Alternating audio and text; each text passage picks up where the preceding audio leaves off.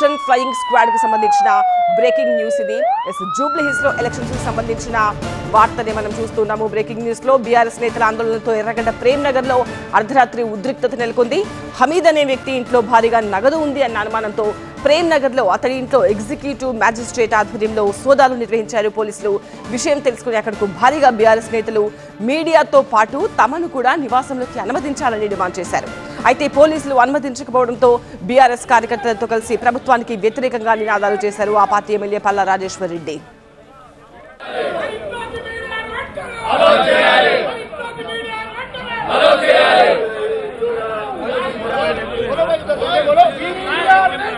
వాళ్ళనే మీడియానే పంపమంటారు.